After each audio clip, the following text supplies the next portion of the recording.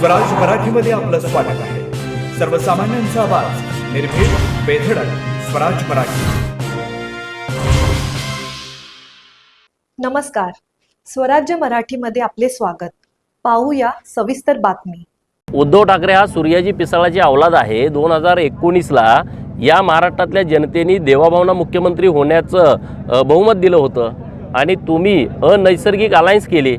काँग्रेस, राष्ट्रवादी आणि शिवसेना अशी कधी अलायन्स महाराष्ट्रामध्ये झाली होती का?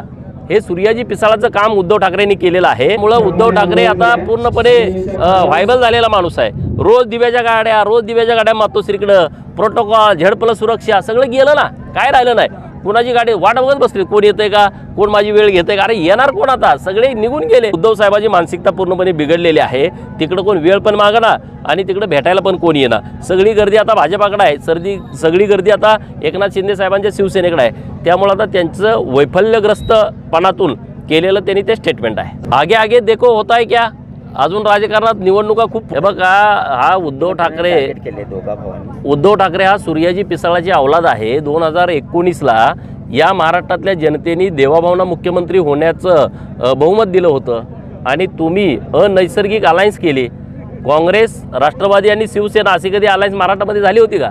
हे सूर्याजी पिसाळाचं काम उद्धव ठाकरेंनी केलेलं आहे। देवाभाव या महाराष्ट्रातल्या गोरगरीब लोकांच्या गळ्यातील ताईत आहेत। या महाराष्ट्रातील उपेक्षित, वंचित, पीडित, प्रतारित, अपमानित लोक, 18 पगड जातीची लोक, 12 बलुतेदार, भटके विमुक्त, ओबीसी, मायनर ओबीसी, शेतकरी, कष्टकरी, आदिवासी आणि मागासवर्गीय यांचे हृदय सम्राट आहेत देवाभाऊ।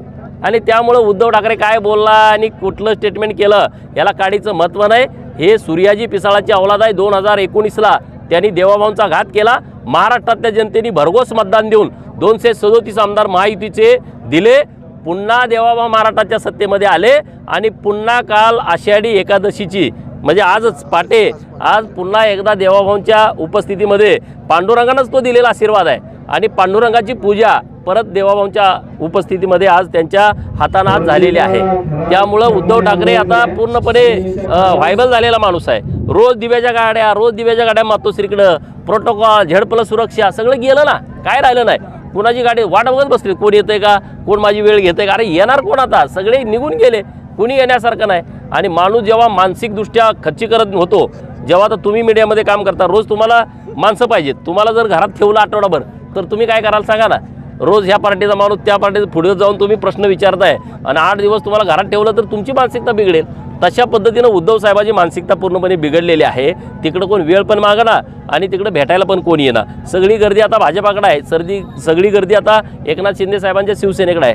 त्यामुळे आता त्यांचं वैफल्यग्रस्तपणातून केलेलं त्यांनी ते स्टेटमेंट आहे। राज ठाकरेमुळे त्यांना काय फायदा होईल का? आगे आगे देखो होता है क्या। अजून राजकारणात निवडणुका खूप पुढे आहेत। आता नेमकी काय परिस्थिती होती ते आमचे वरिष्ठ या सगळ्या विषयावरती बोलतील। स्वराज्य मराठी, बातमी नाही जबाबदारी। चॅनलला लाईक करा, शेअर करा आणि सबस्क्राईब करा।